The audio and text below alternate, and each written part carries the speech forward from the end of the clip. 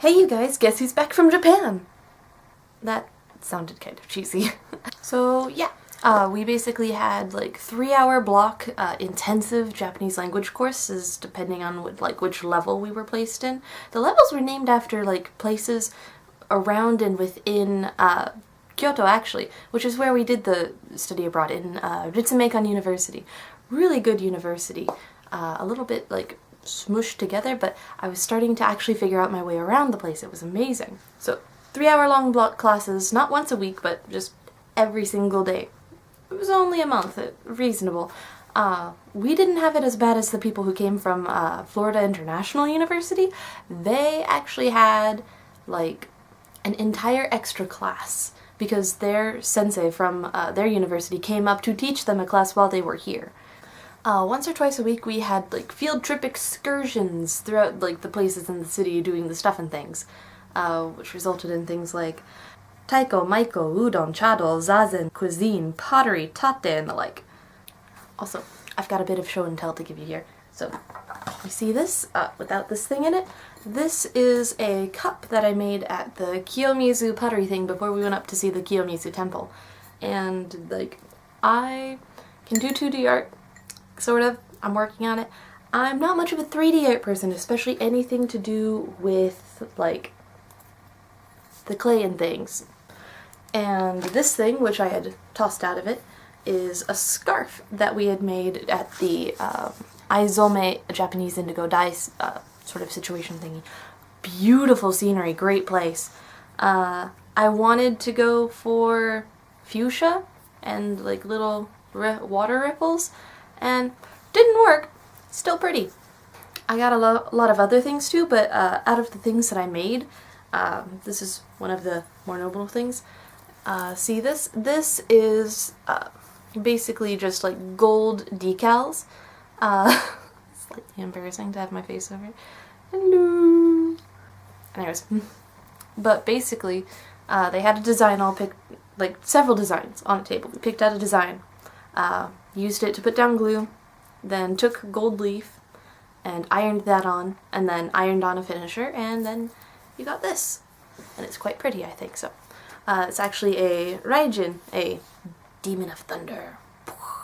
I mentioned that we went to Kiyomizu Temple, but that was kind of going under construction at the time.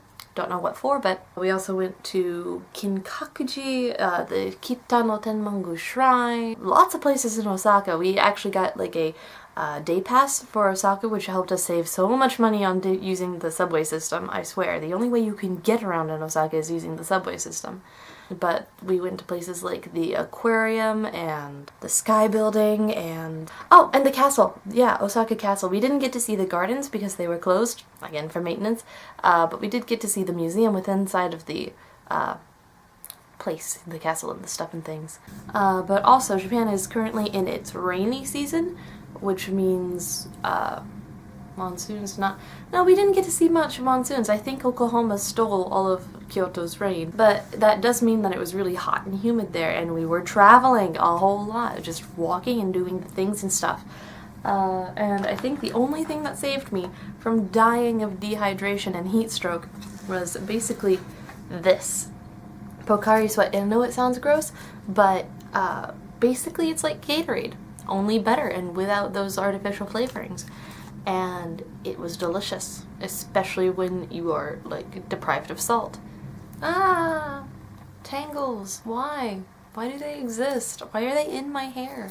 Why have they ever been in my hair? I blame the strap that I use to go around Japan and everything. I mean, seriously. It's a demon. It requires sacrifices of hair for its continued existence in the physical plane. Not joking. It's terrible. I've maybe sacrificed 50 to 100 strands to it in the past month and a half. Anyways, I had a super fun time with everyone. Like, seriously, the buddies were amazing, the senseis were just fantastic, and I made a lot of friends, learned a lot of new vocabulary and grammar, although I think my English has evolved into Yoda speak. I thought that the final evolution of Weeb speak was going to be Fluentish, but no, apparently that's the Mega evolution and I'm gonna have to go on a quest to find the Mega Stone or whatever. I'm definitely going back someday, there's no way you can keep me from it, but I'm glad that the study abroad lasted as long as it did, because I was really starting to crave Mexican food. I think everyone was. My next destination is LibertyCon in Chattanooga, Tennessee, and I will hopefully see you later. Bye!